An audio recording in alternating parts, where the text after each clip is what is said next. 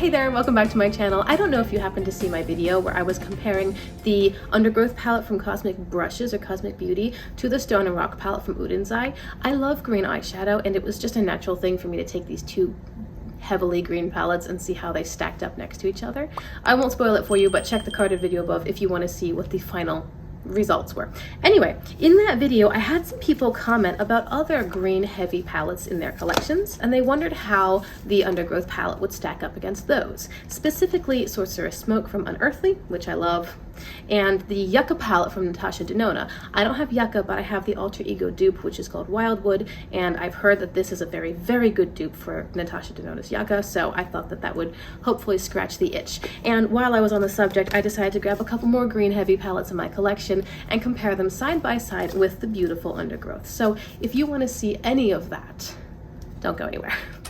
If you're curious about today's eyeshadow look, I did film it using the Earthwood palette from Uden's Eye, giving the brand another chance because I've had some problems with them lately, so I was just trying out something else from them, a color story which I love. And if you want to see today's eyeshadow look, it's going to be carded above and linked below in the description box. I will also link my original video comparing Undergrowth and Stone and Rock if you want to see how they compare. But as far as today's video goes, let me tell you what my plan is. I have taken each of these palettes and swatched them next to the Undergrowth. So we're going to sort of launch into the two palettes I'm comparing, then I'll show you the clips with some voiceover so that I can be seeing the comparison as I'm talking about it, because that happened days ago. And that way you'll be able to see the two palettes right next to each other at different angles, some movement, and seeing the shifts and whatnot. And hopefully that will give you a general idea of how these palettes compare to the Undergrowth, because like I said, I love green eyeshadow and these are all really great eyeshadow palettes. It might just come down to, for our own preferences, color story, or how big a palette is, if we feel like it's redundant or if we feel like it's everything we'll ever need.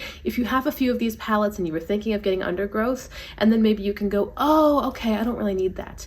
There are one or two that really surprised me. And be sure to check my original Undergrowth versus Stone and Rock palette if you want to see how that one compares. That video is a totally different format because it was before I decided to do all of these. That was live swatching one shade at a time, so it's much more in depth, but I hope that today's video will be useful for you. So let's go in. We're going to start off with Undergrowth versus the Secret Garden palette from Colored Raine.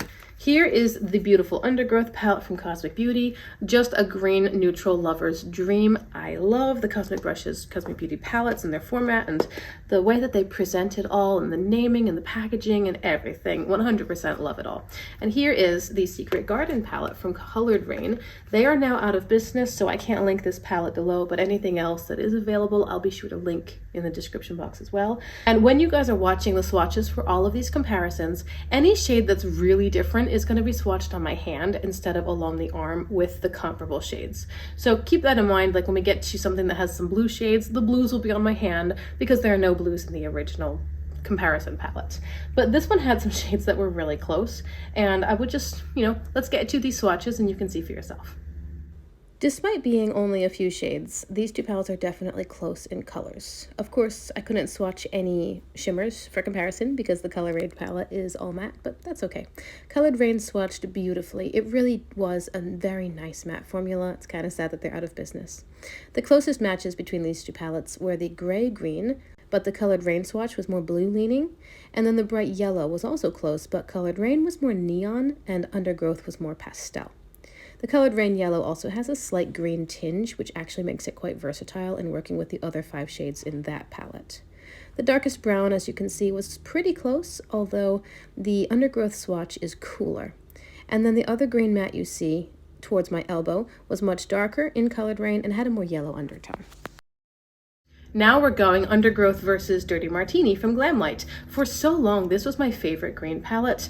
Then I got Stone and Rock, and that was my favorite for quite some time, and now I have Undergrowth, and I don't know.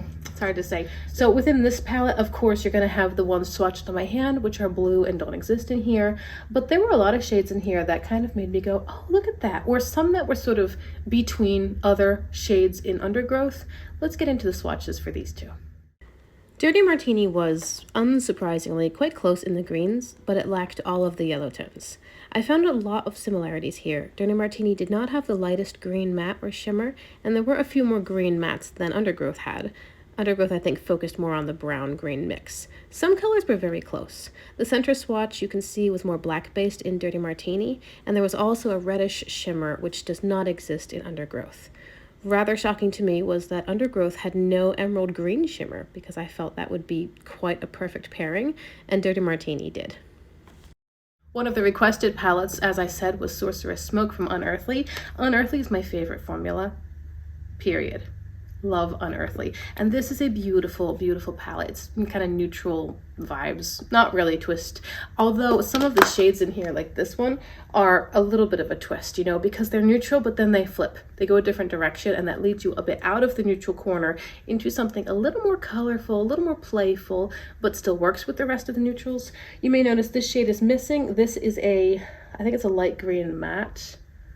I forget. This is in my BYOP currently, but for the purposes of today's video, it doesn't really matter because the swatches were done with the shade itself. I did pull it out of my BYOP to do my swatch comparisons. So this palette, there were a couple shades, like the more purpley ones, that didn't really work with Undergrowth, and obviously it's missing all of the yellow tones that this one has. So it was close, but definitely not fully there. Sorceress Smoke felt like a curated version of Undergrowth, a smattering of all the colors with no redundancies.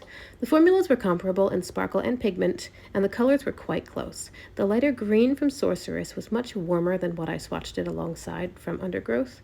We are still missing the very yellow tones, but I think hit most of those same notes overall, even down to the light iridescent shimmer, although Unearthly's formula is a little bit more shifting than Cosmic. So when we have that iridescent shimmer, it's not just a soft green, it flips a few different directions. And finally, as I mentioned, someone requested or mentioned the Natasha Denona Yucca.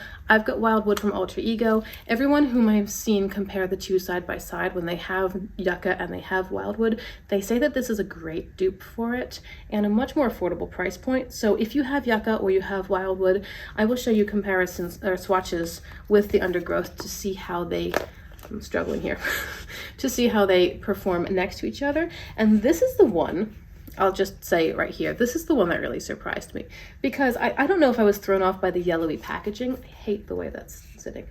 Okay, I don't know if I was thrown off by the yellow packaging and I was thinking it would sort of lean more yellow, or again, the green packaging made me feel like there was more contrast between the yellow shades and the green packaging, or I'm not sure. But the results of this swatch comparison I found to be more similar than I expected.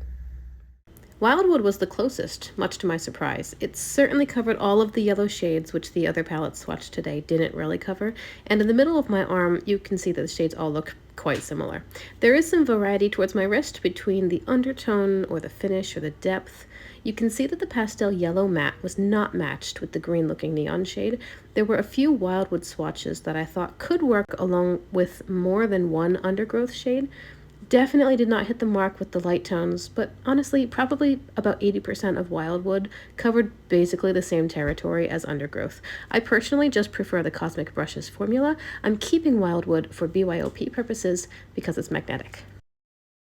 I think that exhausts all of the very, very green heavy palettes that I have in my eyeshadow palette collection. So between these two videos, I think I've covered all the bases that I could offer you guys. I appreciate you so much and would love to hear your thoughts. Do you have any of the palettes I swatched today? Do you have Stone and Rock? Do you have Undergrowth? Or do you have other green heavy palettes? Because I know that there are 100 more that are beautiful. I mean, BH Cosmetics and Beauty Bay. I haven't even talked about things like Bella Beauté Bar with their green themed palettes, or oh my goodness, so many pretty green eyeshadow palettes. But that's kind of the point of today's video. You know, we have a lot of options and we don't need to own all of those options, because sometimes we're really getting basically the same effect or the same result between a couple of different things. I mean, if you love green eyeshadow like I do, then it kind of makes sense to have all of these. I get to play with different packaging and different brands and different theming or whatever. But at the end of the day, one or two of those palettes is going to give me pretty much all of the options that I could get among 6. So I am so thankful that you decided to click on my video today. Thank you for giving me your time. Perhaps you'll consider liking and subscribing before you go. If you enjoy this kind of content and you want to see more, be sure to check my description box for today's eyeshadow look, playlist suggestions. All of these palettes I've mentioned, if they're available, will be linked below as well. I think I'm probably going to take these comparisons, these arm swatches I did, and turn them into little shorts as well if you want to compare just in 90 seconds or whatever it is. But anyway, I thank you so much for being here. I hope you will stick around to see more videos from me, and I look forward to chatting with you next time. Bye.